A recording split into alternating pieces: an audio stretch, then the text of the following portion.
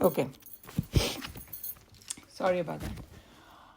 Om Sahana Vavatu Sahanao Bhunaktu Saha Viryam Karvavahai Tejasvinavadhitamastu Ma Vidvishavahai.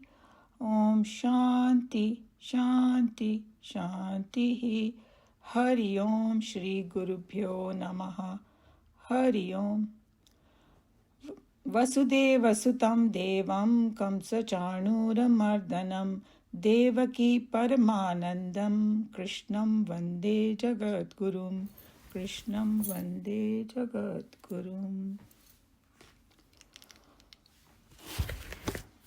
So, chapter 10 of Bhagavad Gita, Vibhuti Yoga, and we'll be doing verse 31 today. And last time we did the verse 30 where Bhagwan said, I am Prahalad among Daityas, time among reckoners, the ones that count, the Lord of beast among beasts, that is among animals, I am lion, and Venteya means Garuda among birds. So that's what we did in detail. And then the next one is Pavana Pavatamasmi Ramashastra Bhrutamaham Jashanam Makaraschasmi Strotasasmi Jahnavi. Pavana is the wind. Pavatam, among purifiers. So purifier is the one that purifies. We'll see. There's a lot of deep meaning in there. Asmi, I am. Rama. I'm Rama, among who? Shastra Bhrutama. Among wielders of weapon, the ones who carries the weapon, warrior. Aham, I. Jashanam, among fishes, I am Makaraha. So यहाँ पर shark लिखा है स्वामी जी ने, but I will tell you the more significant what is Makar in our Puranas and all is slightly different. Cha is and, Asmi is I am, Strotasam, among rivers, everybody can guess among rivers what it will be. Asmi is I am, Jahnavi is Ganga. Okay, so among purifiers, I am the, sorry, let's see, I was started reading and all that.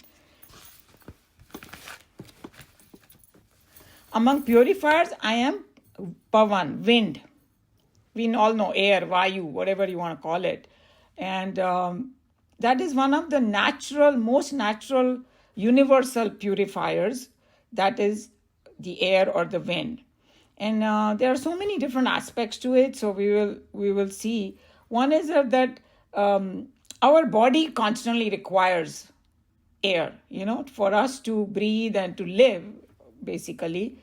And so it gives us health, and it makes even if you go to the scientific process, the oxygen we take in is part of the air, right? And that has to go in our lungs, and then the exchange has to take place with carbon dioxide. We all know a little bit of science we have already done. So it's a purifier. Without air, our body will get totally toxic. You can die, right?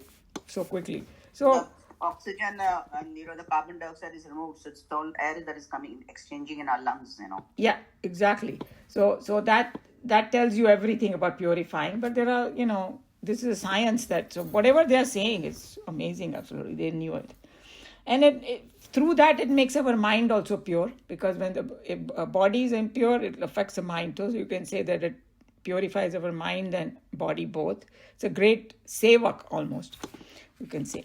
So, and the other aspect is that we know, वो अपनी India में तो बोलते हैं ना, ठंडी ठंडी हवा आ रही है. It's supposed to be. यहाँ पर ज़्यादा ठंड होती है तो it's become like a nuisance. बहुत ज़्यादा ठंड होती है तो, मगर we know that when it's really hot and a cool breeze comes, how fresh we feel and all that. And if a room is closed, and if we have gone out on vacation and the room is closed and we open the windows, and when we come in, it feels so stuffy. The moment we open the windows, 5 minutes, we feel so fresh. Purifies, cleanses, everything, So, scientific fact, one of the natural purifiers.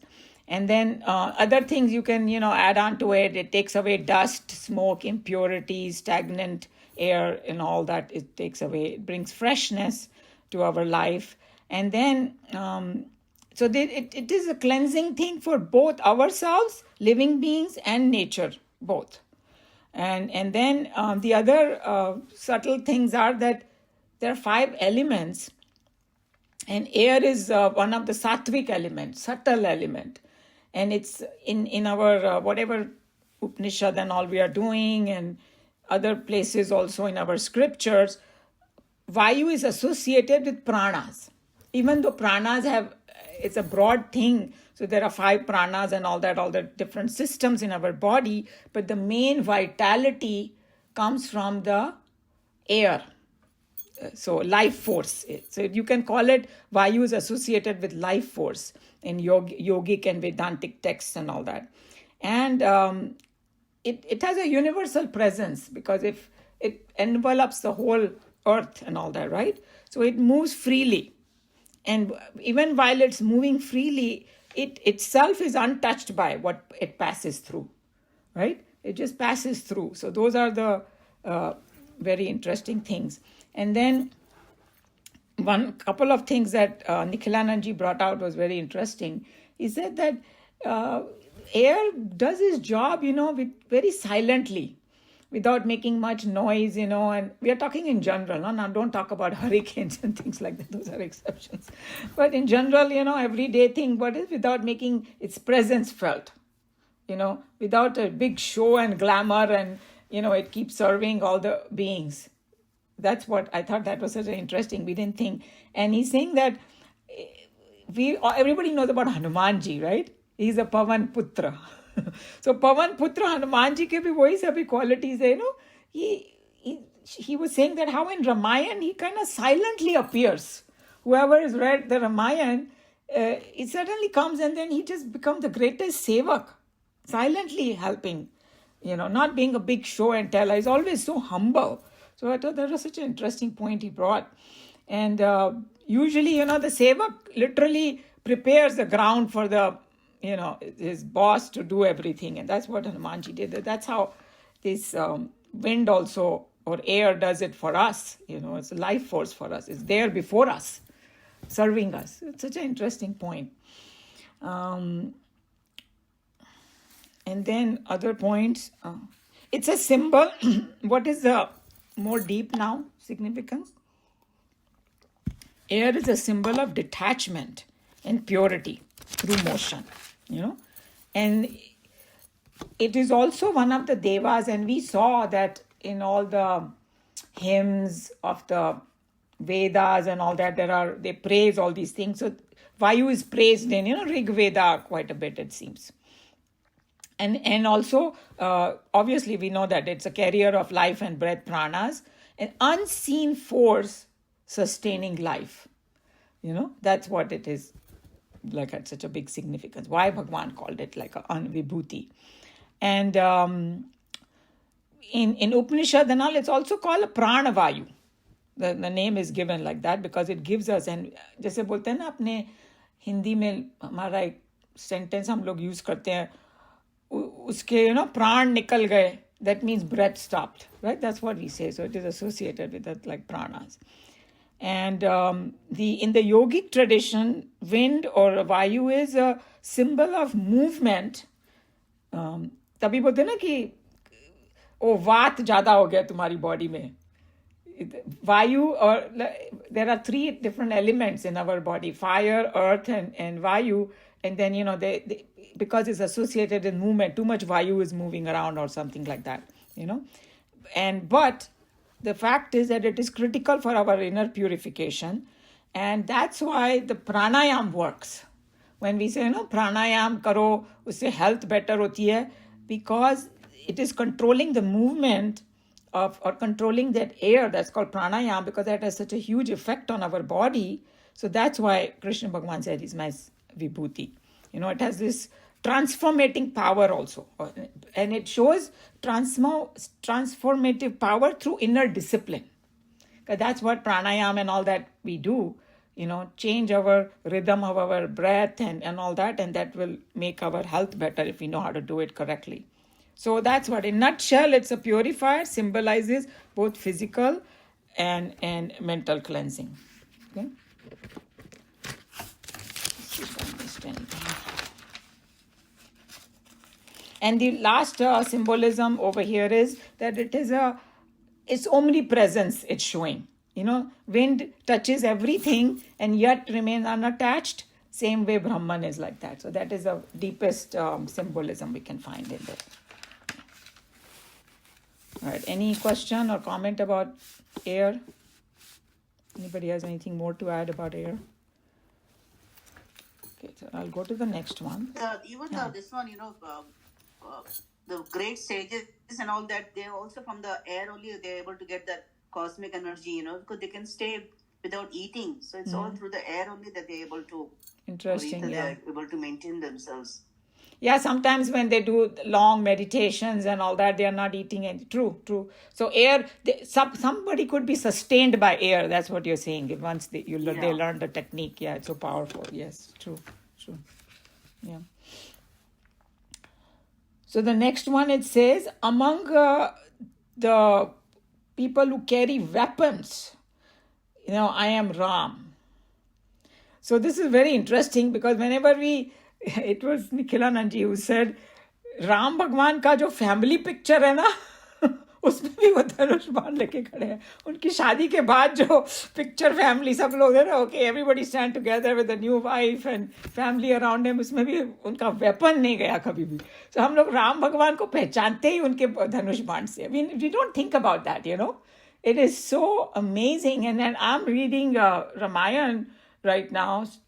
Because of the small baby, grandchild, I'm struggling to read it right now. I'm not catching up enough like I used to, but still उसमें भगवान का जो दिखाया है ना कि how he can wield the weapon. Oh my God, the description is unbelievable. He was the best of the best, and all the different. So it is like somebody was saying, I think it was Nikhilanand who said, just holding a weapon is not enough. You should know how to use it correctly and use it for the correct purpose. See, nowadays people are so scared that if the what you call nuclear weapon gets into some wrong hands, it can destroy. So just having a weapon that's not the aspect. But how to use it, number one, how to use it correctly, number two, and what purpose you use it. All that Ram Bhagwan is absolutely the master of it. He never uses to show off. Hey, let me show off how I can use, how powerful I am. No, to protect the weak and all that. So that's why Bhagwan said that among the people who hold weapons, wielder of weapon, I am Rama. And Ram was actually the Rishi that when he was only 12 years old, the Rishi had come to ask, his father that please give Ram to me because, demons are, they're destroying my ashram. Yeah, so right. He actually asked Ram's help so that he could kill the demons. Yes. And that too at the age of 12. That's amazing. I thought it was more 15, 16. No, I was so surprised to hear the age of 12, when I was hearing one of the episodes. Because in that same trip, he got married. So I think he might be a little bit older, Sunny. I'm not sure. Because when Vishwamitra took him on that trip. There, so we have to verify this fact. Yeah, we have to verify. Because these days on internet, they will just put whatever. I know because Ramayana is so big and I don't... There maybe they're not mentioned the age, but we will look into it. So basically what you're saying... Devkinanda is coming to, he's one speaker that he's coming to the Hanuman temple, I think, on the 25th, 26th, 27th. I see. The Upanishad class. He's going to be talking on Ramayana only. Okay, so anybody interested should go. Yeah, I'll see if I can come.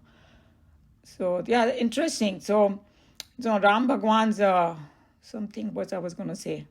Okay, never mind. It will come back to me.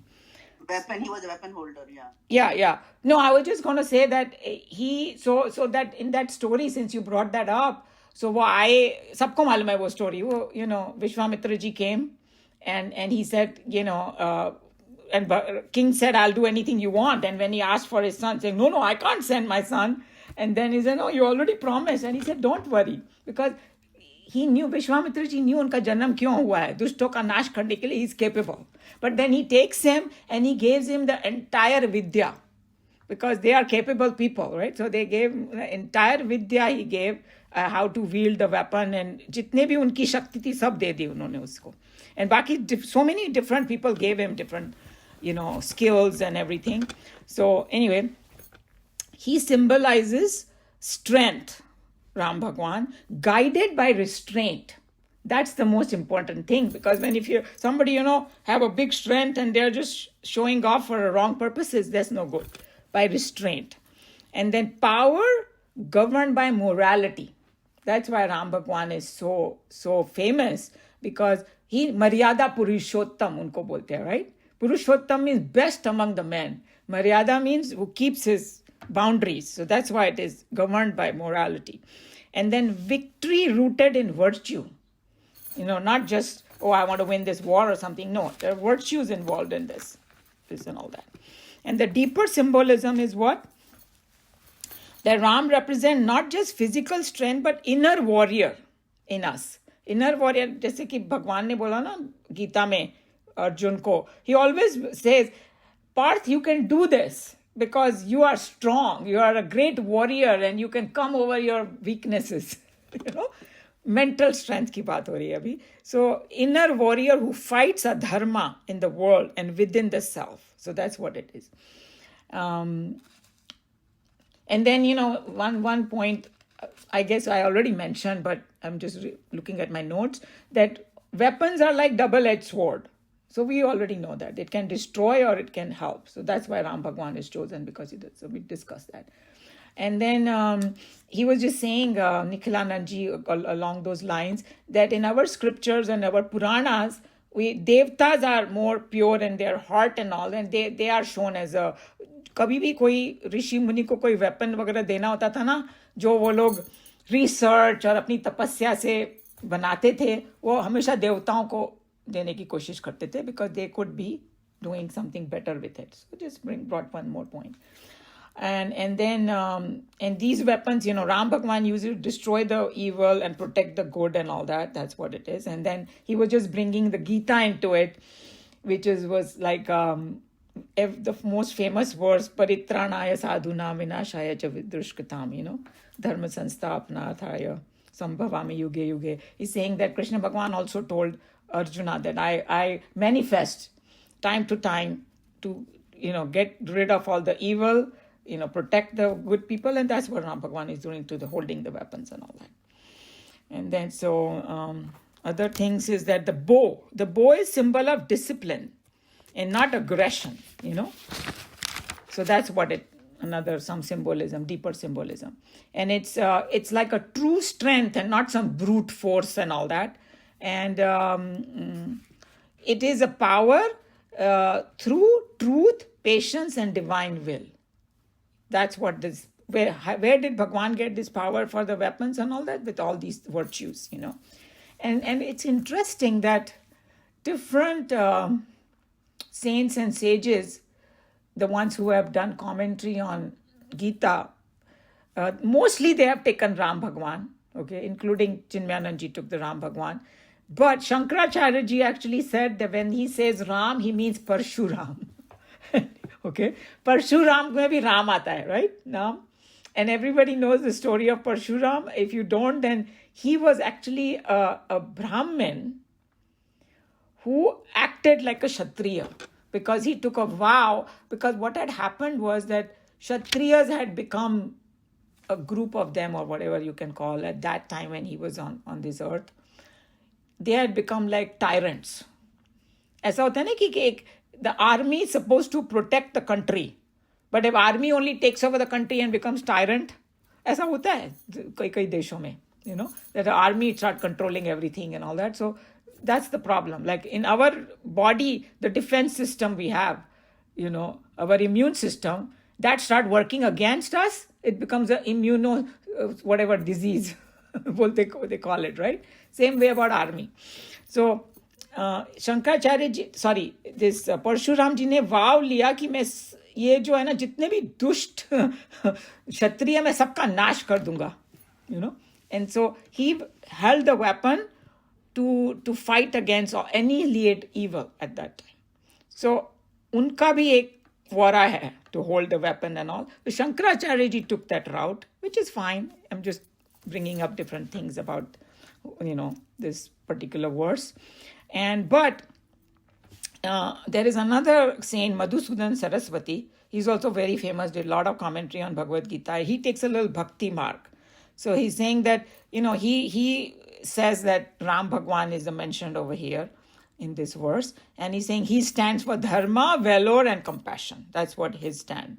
And justice and gentleness. Because if you see Ram's character, it's so like beautiful in Ramayana, in Valmiki Ramayana also. He's very strong, very distinct, but he has this gentleness. It's just mind-boggling that how he deals with people, even his relationship with Sita Mata, the way they have shown us, it will bring tears to your eyes, that how much he loves her, cares about her, but he has this gentleness with this strength. That's what it is, So this is what the whole thing is about. Any question or comment among Ram Bhagwan here as it? And interestingly, Nikhilanandji was saying that in this Vibhuti Yoga, he said that Ram Bhagwan is my Vibhuti. He's talking from the highest perspective now, right? And Krishna Bhagwan as a body also is the Vibhuti among the other. So how you kind of rise above all these Vibhuti and say Brahman is even beyond all that. These are Brahman's Vibhutis, imagine. So taking you to a whole different level through this Vibhuti Yoga. So that's what Ram Bhagwan's thing is. And next one is Jhashanam Makaras Chasmi. So among the aquatic creatures, when you say not even fishes, when you say Jhashanam, all the aquatic creatures, I am Makara. So now who is this Makara? Okay. So if you take a very strict Sanskrit meaning of Makara, it means some kind of sea monster or aquatic beast. Okay. So sea creature. So some people say सबसे ज़्यादा fearsome कौन है? Shark. And we live near the Pacific beach, all of us. So it's like, shark attack. Everybody's, and after that movie Shark came, everybody thinks shark is like a big monster or something. And I've heard sharks are very intelligent. They don't attack just like, some people swim with the shark. They don't attack for no reason, huh? Just like that. But kuch reason hona chahiye. Anyway, that's besides the point. So when they say makar, some people say it is a crocodile. Some people say it is shark. Some people say it is whale. The big, because it's so big, because of its size and power. But technically speaking, in the Puranas, there is a mystical, it's more symbolic, this Makara, okay? And it's described as a mystical creature that lives in the ocean and all that. So it is not either one of them. It's like a hybrid kind, some kind, okay? So greatest and most majestic and most mysterious aquatic being. That's what Makar is, okay?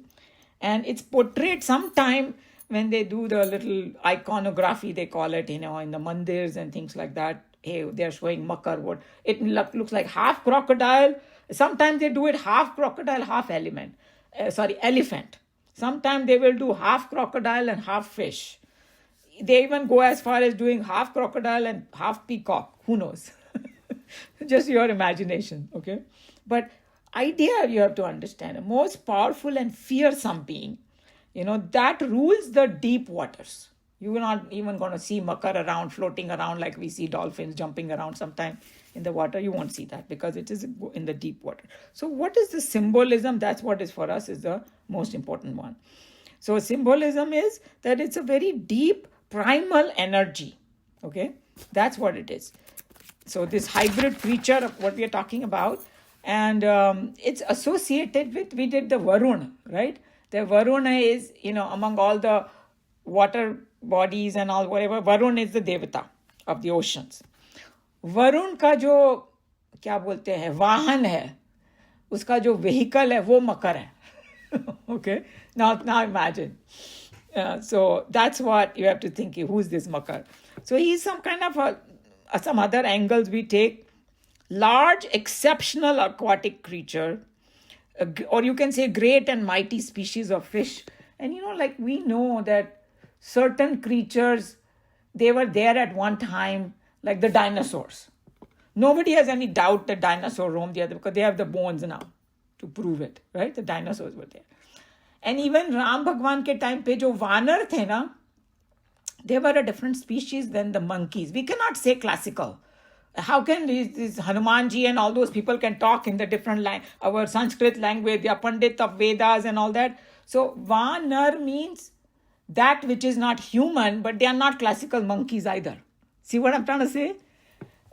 Different species which could, fly in the air, which could change its form, which could do this, do that, some mystical, creature. So they don't exist now, obviously.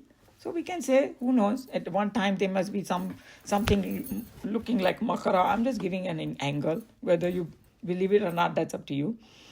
But so what does it stand for, this Makara? Uncontrollable instinctive power, raw desires. These are some of the symbolism people come out with. In a cosmic mystery beneath the surface, reality. So you have a reality, and there is, it's like a rope and a snake.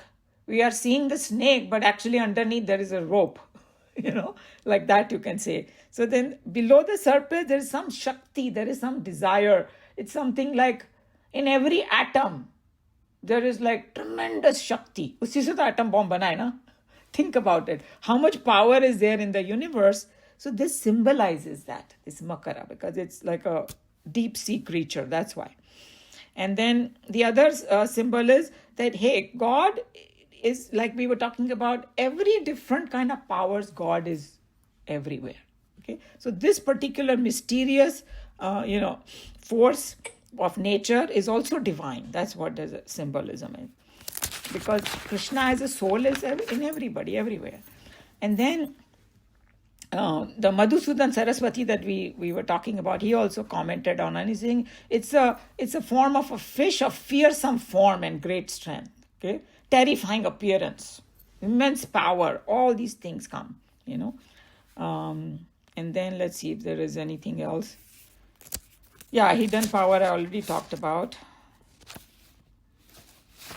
So it is something that dwells hidden, and the last point that we should think about it is that there is unseen power behind everything that we see. And you can say Makara represents that divine power, which can be unknowable on the top, but we have to contemplate and understand it. So that's Makara. Any question, comment on Makara? Okay. So last one, everybody knows, is among flowing waters, I am Ganga. Excuse me. Yeah. So Makar Sankranti is because of this Makara? Wow, I didn't even think about it. I don't know. Anybody has an answer? I don't know. Okay. We should find out. No, Makar may be the name of the month, I think. That's why. Makar is the name of the month. I mean, I know. But Makar, I have not heard Makar as a name of the month, so I don't know. I think it's something that we should find out. Good question. Yeah.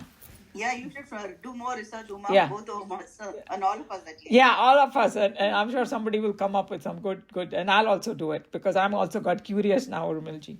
Makar Sankranti. I call it Makar Sankranti too. And I had heard of the Makar, but in this commentary it said, okay, shark, so I just stopped it at that. But when I did a little more research, all these interesting things came out about this sea creature, this, that, so I thought I'll share it with all of you. So the next one, everybody knows. Whether you believe it in Ganga or not, सबने सुना है, Ganga is the holiest river. सारे पाप धुल जाते हैं उसमें नहाने से, ये वो सभी ने सुना है. And I'm sure a lot of you have gone. I have gone many times Ganga Kinare now, and it is quite amazing. And I have gone to Gangotri also, so it is a tremendous, absolutely. So उसको यहाँ पर जानवी बोला उन्होंने, because Ganga के बहुत सारे नाम हैं. And there is one, I don't know if you have heard that stotra. I love that stotra. It's a Devi Sureshwari Bhagavati Gange करके एक है, और चिन्मय मिशन में गाते हैं वो लोग. बहुत सुंदर उसके ऊपर लिखा है. I think it is Shankaracharya ji who wrote. मेरे को कुछ अच्छा वीडियो मिलेगा उसका, I will send it, because it's a beautiful on Ganga के बारे में. मतलब कितना उसकी महिमा है, गंगा की. So जानवी भी एक उनका नाम है, और जानवी इसलिए है because of associated with Janhu. There was a rishi named Janhu. जनहू की बेटी है Janvi. That's how. So we will go more into it. Very interesting. Why? So we all know, but I'll repeat it anyway. The holiest river in India, and it represents purity, forgiveness, and divine grace. Those are the three important things that is we know purity, forgiveness, because बोलते हैं ना उसके नहाने से तुम्हारे सारे पाप नष्ट हो जाते हैं. So I just want to bring this up.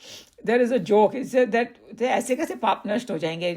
We go there and then we take तो सारे पाप करते जाओ और फिर वहाँ जाओ और बोलो oh yeah now I'm ready to do पाप again. No, it doesn't work that way. So किसी ने जोक भी किया कि वो जब गंगा में हम लोग स्नान करने जाते हैं ना तो सारे पाप पेड़ पे चढ़ जाते हैं. हाँ, इट्स अ दृष्टांत. और जब वो नहा के बाहर निकलो ना तुम्हारे पर कूद जाते हैं वापस. Anyway, उसका क्या significance है that when you go to Ganga, you are ready to change. Because it is like a mother, it gives you some hope. I have done so many bad things. कहाँ जाऊँ मैं अब? Right? So Ganga की जो purity, जो उसका atmosphere, उसके बारे में जो सुना है, कहानियाँ ये वो, उससे तुम वापस पाप नहीं करोगे. That's the whole thing. It's not like तुमको भोगना नहीं पड़ेगा पाप. शक्ति हो जाएगी तुम्हारे में जो पुराने चीज़ों को भोगने की और तुम नया पाप नहीं करोगे. So I just wanted to clarify that. It's not like जाते ही सबको धुल जाएगा, ऐसा कुछ नहीं है. But the other side of it is that they have already done a lot of research now on Ganga. It has a self-cleaning mechanism in it. So if you throw dirt of some biological type thing, it can clean it up. And that's why it always stays pure. That's the scientific fact that Ganga water stays pure. And they have done a lot of research is done and going on. So there is something scientific in it. So it's not like all nonsense or anything like that. So very deep in it. Okay. So that's one part. So another very interesting thing that Nikhilanandji brought out, that Ganga is associated with all three Brahma, Vishnu, Mahesh. And how it is, because they say, जो पुराणों में कहानियां ना गंगा के बारे में, Ganga came from the feet of Narayana, बही वो. Okay? And then, let's see, Brahma ji took it in his kamandalu. उसको वहाँ उस पे स्वीकार किया तो उसमें दोनों एसोसिएट हो गए. फिर वो जो पूरी कहानी है, most of you might know it, that this Bhagirathi brought, because उनके जो 60,000 उनके पूर्वज थे उनको श्राप मिल गया था. They are all turn into dust. And उन्होंने कहा था कि गंगा को लाना पड़ेगा स्वर्ग से, तब वो तुम्हारा उद्धार होएगा. ये लोग इन लोग नहीं तो they will be stuck as dust. They will be मुक्ति मिल जाएगी उनको, liberation. So it seems that many people tried in that lineage to bring Ganga. Nobody was successful except Bhagirath was successful. So Bhagirath brings the Ganga. Ganga तैयार हो गया आने के लिए. Doesn't not that Bhagirath he brought. Ganga से request किया उसने तो गंगा तैयार हो गई आने के लिए. तो जब गंगा ने शुरू किया ना आना तो उसका वेग इतना स्ट्रॉन्ग था, वो कहानी में ऐसा बताया गया है कि वो है कि धरती फट जाएगी. सब डर गए तो भागे भागे गए शिव जी के पास और शिव जी को प्लीज बचाओ हमको. तो शिव जी ने अपने जटाओं में धारण किया और फिर वो बही. आई सो ब्यूटीफुल स्टोरी. सो देखा तो निकली वो विष्णु जी के चरणों से, कमंडलू ब्रह्मा जी का था और फिर शिव जी ने उसको धारण किया. इमेजिन. सो क्यों उसको इतना होली माध्यम को तीनों बड़े Brahma Vishnu Mahesh is associated with Ganga. So beautiful. So that's what it is about Ganga's purity. So what is Ganga doing? Is descending to uplift humanity. That's the whole thing. It is the Bhagirath just became a means to bring Ganga down, And we know the whole thing. India में तो वो जब ये कुंभ मेला जो हुआ 3 नदियों का संगम में, I mean mind boggling. क्या क्या हुआ वहाँ पे इस बार, because of the social media we know a lot more about it. So how do the spiritual people look at it? It's a divine consciousness in liquid form. I thought such a poetic way to kind of embrace Ganga's purity, flowing from divine heights to cleanse the sins of the world. That's what you can say. So Ganga is like a motherly Shakti. क्या है गंगा में कि हमको इतना attract करता है? Because, motherly energy that heals people, purifies and liberates. And we know that जो बनारस अपना काशी है उसमें उसका जो ऑरा है ना, every saint and sage जो इंडिया की धरती पे पैदा हुआ है वो जाएगा ही जाएगा काशी में. So there is something about Ganga किनारे of Kashi that they say that वहाँ के atmosphere में ना knowledge seeps into you faster. And I was thinking about it. How do you explain this in a modern language? It's something like, suppose if one of us goes to Harvard or Stanford just to visit, don't we suddenly feel the aura, wow, all the smart people are here now, And then we also get inspired, So something like that. There is so much energy over there because of years and years, thousands of years of people visiting, researching, doing all that. It's tremendous over there. If somebody has the kind of subtle way to connect it, you will feel it over there. So that's what it is. So what is the symbolism? That symbolism is no matter how low somebody has fallen, okay, the divine grace can still reach and redeem you. Because Ganga will never say no to anybody. चाहे वहाँ कोई डाकू आ जाए चाहे कोई saint आ जाए, you can go inside the water. See how it is accepting? So there is no bar. No matter how low you are, Ganga will help you. So that is it. It's a Krishna's flowing compassion is showing through this vibhuti. And then Janhu का क्या connection है उसमें ऋषि का उसमें भी when we read Swami Ji's commentary, we will see that he will bring out the story. So I won't repeat that symbolism here, but I just want to tell you a little bit about Janhu. So it seems that Puranik story है पर इसमें symbolism काफ़ी है कि जब वो भगीरथी ला रहे थे ना गंगा को तो शिव जी ने जटाओं में धारण किया फिर वो धीरे धीरे आने लगी then Bhagirath is walking and Ganga is following okay because Ganga promised Bhagirathi I'll come to the earth. So Bhagirathi was the one who was making the path for Ganga. It seems that there was a Janhu rishi तो उसका जो आश्रम था ना वो रास्ते में आ गया और ये भगीरथी ने थोड़ा ध्यान में नहीं दिया होगा तो वो फ्लड हो गया आश्रम गंगा से तो जनू ने बोला these rishis are very powerful हाँ तो उन्होंने गंगा को पी लिया बोला यू आर डूइंग गड़बड़ और कहानी में ऐसा उछलती कूदती गंगा जा रही है जस्ट इमेजिन ऋषि का थोड़ा आश्रम ही हो गया तो ऋषि को थोड़ा क्रोध व्रोध आ गया तो उन्होंने उसको पी लिया तो ऑब्वियसली जब वो पी लिया तो फिर Ganga is again gone very difficult so फिर प्रार्थना वगैरह की तो उन्होंने अपने कान से रिलीज किया उसको it's a story okay lot of symbolism I am just telling you a story that's why क्योंकि वो जनहू ऋषि के कान से निकली ना वापस तो जानवी बन गई फिर वो that's why the word Jahnavi came Jannu's daughter it was took another birth by Jannu something like that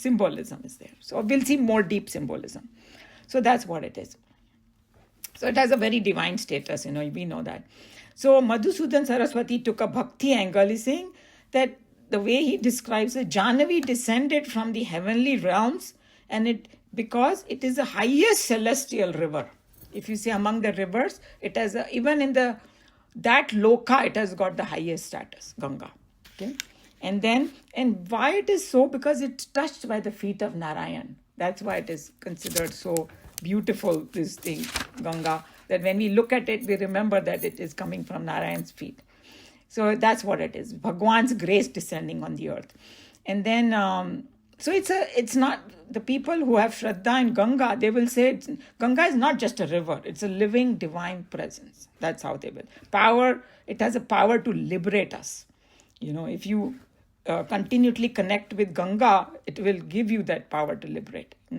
and Krishna's grace in liquid form some people say that was really nice so and then other symbolism is moral strength inner discipline righteous power all these things are through this Ganga over here and so these are the thing and there were some other few little things I wanted to discuss that in summary if we say Pavan ka to we saw with Ram Bhagwan he is an ideal warrior and king which symbolizes avatar of dharma compassion and moral strength, inner discipline, righteous power, And then Makara that we saw, sea creature, fierce and powerful fish or something hybrid, symbolizes primal energy, mystery, hidden power of the nature. That's what it is. Janvi, Ganga, is the daughter of Jannu, and a sacred river, and it a divine grace descended river from the touched by Narayan's feet. And what does it symbolizes? Purifying grace, forgiveness, and divinity descending in human life. That's what it is. And there are three forces we can look at it. One is dharma, shakti, and grace. So Ram Bhagwan, it symbolizes dharma with right action. Makara symbolizes shakti, raw energy. And Ganga symbolizes grace, redeeming us, redeeming flow of grace. So those are the kind of final conclusions of this. Any question, comment? Anybody wants to add anything? My book says that also, like Ganga also represents the intuitive wisdom. Uh-huh. So it also represents the Shushumna, the life current in our body. Yes. Mm-hmm. So it's also the life astral that is flowing through our body. So that's also known as the Ganga of Yes. body. Gyan Ganga, they call it, right? Gyan Ganga, also knowledge. And then I wanted to tell this very important part of our Chinmayananji Swamiji's story, that when he learned all the Vedanta and he got the self-realization and all that on the Himalayas, and then he was sitting next to Ganga, and he got inspired to come to all of us on the ground, because his guru always stayed up in the Uttarkashi and all that. And Guru didn't even ask him that you go and do. But he got inspired by Ganga. How? Ganga is very pure and beautiful up there. Whoever has gone to Gangotri will know. It's like a crystal clear water over there on that side. But as it flows, it does catch a lot of other impurity. It's a difficult journey for Ganga. Come down to the plain, इतने पहाड़ों से ये वो होती हुई जाती है, दूसरे पानी आके मिलते हैं. पर इंटरेस्टिंग थिंग है, जो भी पानी उसमें मिलता है गंगा बन जाता है. ओके, गंगा में इतना पावर है. सो उनको लगा कि जैसे गंगा बह के सबका कल्याण करी, मुझे भी नीचे जाना है. And I want to tell everybody about this Vedant and all that, because a lot of people just don't know. I mean, if Swamiji didn't write all these books, we won't be sitting here. At least I won't be. I learned all through him, his thing only. So that's what Ganga's importance is in his life, So it actually happened to him that Ganga inspired him to come down and do all that. So that was I wanted to share. Okay, so we can read. Any volunteers to read? Just 1 second, Uma. So you just said shark is raw energy and Ganga is grace. What did you say for Ram and for wind? Did you? Wind, I didn't say anything for the wind. Wind is like a,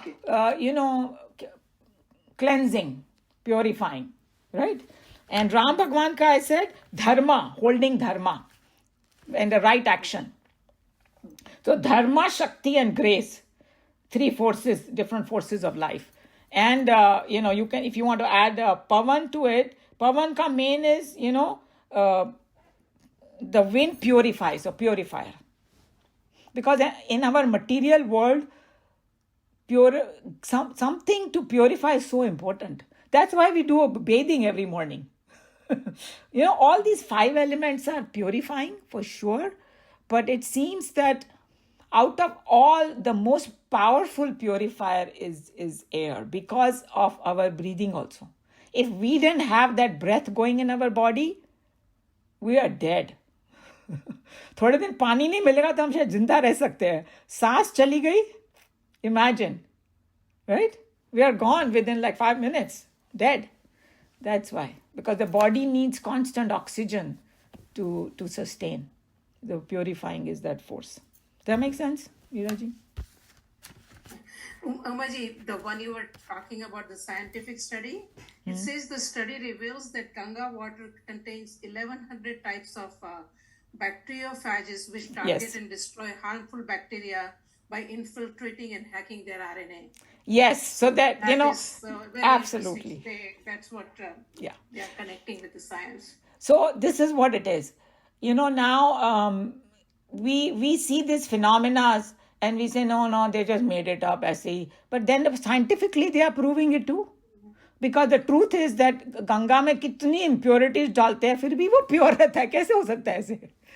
इसका मतलब ये नहीं कि हम डालते जाएं, because सबकी एक लिमिट होती है. So we have to respect, and we may have forgotten now. In chapter 3, Bhagwan said that we have to, take care of the devtas, and the devtas take care of us. But if you start abusing, तो 2-4 थप्पड़ भी पड़ेंगे अपने को. So we should be doing our job. But if you keep that proper balance, Ganga will purify you. So that's what it is. So thank you, Bhalkani ji, for bringing that, because I didn't know how to explain in those scientific terms. But if somebody wants, there's a lot of research out there. Yeah. Okay. I was asking who's would like to read, or Meera ji can read, or a designated reader. No, it's an honor to read. Thank you so much. Among purifiers, I am the wind. Among warriors, I am Ram. Among fishes, I am the shark. Among rivers, I am the Ganga. Of the cleansing things, I am the wind. No antiseptic or sanitary equipment is so efficient to clean a place as the sun and the wind. If the wind alone is indicated here, it is because of Vyasa's perfect knowledge that wind can rise only when the sun is hot. Where there is constant wind, there the sun also must be available. In a cave, there can be neither sunlight nor movement of the air.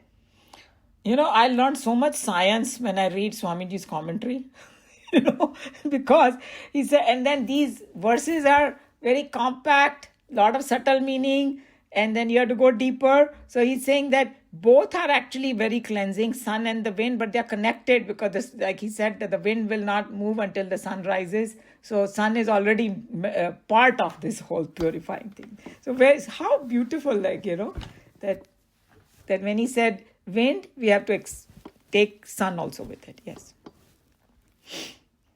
Of those who are wielders of weapon, I am Ram. The hero of Ramayana, Lord Sri Ramchandra, is a character that has been delineated by Valmiki, the first poet in India to use metrical compositions and write out a full-fledged kavya. Sri Ram has been painted very elaborately as a perfect man in all aspects of his life. Perfect as a son, as a husband, as a brother, as a friend, as a fighter, as a teacher, as a ruler, and even as a father. Such an all-round perfect one, his perfections shining out all the more against a light background of seeming imperfections and extremely irritating and confusing circumstances, should necessarily be the noblest hand that ever wielded an honest bow to shoot out the most creative arrows. Wow. Swamiji's sentences are just like too much. So, इन्होंने पूरी almost Ramayan का essence बता दिया कि he was all that perfect, but what all he had to face constantly, But that, so उनके हाथ में जो weapon है कोई, it is such a important thing, because he, अगर जो circumstances उनके हुए, उसमें वो मिसयूज भी कर सकते थे क्रोध में आके कुछ करके, पर उन्होंने कभी भी अपनी मर्यादा नहीं छोड़ी. That's what it was, the whole thing. Yeah. I like the way in about 1.5 sentences he has given you the summary of Ramchandraji's entire character. And he has extremely irritating and confusing circumstances. And ऐसा क्यों हुआ? And there are so many aspects. I mean, if we start discussing, ये पूरी class ही चली जाएगी. सबसे बड़ा question होता है कि why did Ram Bhagwan leave Sita? But there is so much behind it. किसी ने बोला सीता को ऑब्जेक्शन नहीं है, पूरी दुनिया को है. But when I was reading it, I came across a section where when these Rishi Munis are giving him the weapons and all that, it is a huge responsibility to give somebody. It's like giving somebody a nuclear weapon. Okay, you keep it, now and use it when the time comes. So उन्होंने उनको पूछा कि because राजा का धर्म कुछ अलग होता है. So he actually gave a promise that कभी कोई ऐसी सिचुएशन आ जाए मेरी लाइफ में कि मुझे अपनी पत्नी और ये सबको छोड़ना पड़े, तुम छोड़ पाओगे? एंड ही सेड, हाँ मैं छोड़ूंगा. मतलब उन्होंने राजा का धर्म निभाने के लिए सब कुछ छोड़ने का प्रण ले लिया था इनके सभी के सामने. और ये सब बातें कोई बताता नहीं है, because I read it, I said wow, he already when he was a teenager he gave that promise. That's why he was given everything, that okay, you are the right person then. Because if somebody is at that level, cannot think of their family first, because there are millions of people they have to worry about that, and I don't want to go too much in detail, but I just wanted to bring that one because I read it myself. So I said, here is a man who had made a promise to all these rishis, a particular kind of promise, Of the fishes, I am the shark, and of the rivers, I am Janvi. The story goes that Saint Janu drank the Ganga dry, and later on, for the redemption of man, let her out to flow through his ears. The concept of the Ganga, we have already indicated earlier, is a symbolism freely used by the Hindus to represent the spiritual culture of India. The wealth of the Rishi knowledge, as it reaches a seeker at the seat of his meditation, at first makes him to swallow and dry it up. Drinking at the fountain of knowledge to satiate the thirst for knowledge, and so on, are usual expressions in almost all languages of the world that have some slavery to the mother of all languages, the Sanskrit. So he already said many things. First of all, Sanskrit is like a mother of all languages. We know a lot of European languages also, some people connect to it. Okay, but what he's trying to say, on one hand, the story sounds so bizarre, no? That पूरी गंगा ही P ली उन्होंने, ऐसा कैसे हो सकता है? कोई बोलेगा okay चलो सिंबोलिज्म में जाओ. It is like a knowledge that when we hear the knowledge from the rishi knowledge, so first we have to hear it, digest, dry it up, means अपने अंदर संभालो उसको, नॉलेज को. सो उन्होंने जो पी लिया ना गंगा को, वो सिंबोलिज्म है. Take all the knowledge and make it your जैसे ओन. बोलते हैं ना, इसको घोट के पी लो. हाँ, बच्चों हिंदी को में भी बोलते हैं, कुछ पढ़ाते हैं तो बोलते हैं इसको घोट के पी लो. Yeah so we got it now. The knowledge so drunk in itself cannot make a true philosopher as understood by the Aryans in India. In the East, one becomes a sage only when one has accomplished his knowledge in the fulfillment of experiencing the truth in himself directly. Say Janu, in this symbolical story, through intense meditation, digested his knowledge so as to make it his personal experience, and then gave his wisdom out into the world during his necessary and unavoidable missionary work. So now you know. So he took all that knowledge, he made it, his own, digested the knowledge, so that personal experience, and now he's going to give it out to the world. तो पहले P लिया, फिर कान से बहाई. Actually कान का ये है कि हम भी कान से ही सुनते हैं वो. It's a symbolism. The reason the ear, because we get that knowledge, that ज्ञान की गंगा हमारे अंदर कान के द्वारा समाती है, So that's why I say kaan se, something like that, Here, the stream of knowledge is described as having flown out through Janu's ears. It is indeed a brilliant poetic concept to connect the term Shruti, heard, which means the contents of the Upanishads, which are what the masters declared to the world and what the disciples had heard from their own teachers. In India, teachers come from time to time to reinterpret the ancient wisdom in the context of their own age, only after having gained their own personal experiences of the Vedika truth declarations. Without the stamp of realization, no teacher worth the name dared to come into the world to propagate the old truth in a new language. So there's so much in there. So basically when we say, see this Vedant and all these, and even Bhagavad Gita is called the Shruti. We have heard of those two words, Shruti and Smriti. The Shruti is this direct knowledge, what you hear. And smriti is after you hear, you remember it, and then sometimes you can add your own stuff in there. So those are called smriti when they added their own stuff. So shruti is the direct knowledge. So that's why that wo kaan ka uske andar. And then we know shravanam, mananam, nididhyasam. The first thing that we all have to develop is listening, reading, or pravachans, whatever, because nobody can show you, hey, God is over there. You only understand it by listening. So that's why the shruti and the symbolism of ear, that it flew out of his ear and all that, is just a story, but there is a lot more depth in it. One of the many names by which the sacred river Ganga is known in India. This particular name has been chosen here in order to emphasize the above mentioned special implication. So now we know that why Bhagwan used the Janhavi over here, because there Ganga ke itte sare naam hai. Ganga bhi bol sakte the, Sureshwari also is there are 1,000 names of Ganga probably. I'm sure there Ganga Sahastra naam bhi hoga wahan pe. But reason he's said the Janhavi because of this particular significance, that this knowledge is something you have to digest, experience it, and then when you tell others, then they will understand it also. That's how the whole significance is. The shark is the most dangerous fish in the ocean. So among fishes, Bhagwan declares himself to be the shark. Oh, because that he just said one sentence about it, right? He didn't say much about it. Yeah. It's fine. We went into that makar and all that. Well, actually, mere mein nahi hai ye. The whole thing was missed in there. Oh, okay. That one sentence is in my book. It is earlier, before Ganga. Anyway, doesn't matter. Doesn't matter. He did not elaborate too much, but I did already with makar and all that. Yeah.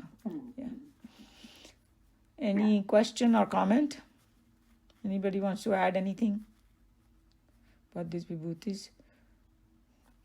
Now this time, since we are going so much in depth about vibhuti, even I'm having a good time doing these vibhutis because so many other Puranic stories and all that, connecting to it. It's kind of a lot of fun.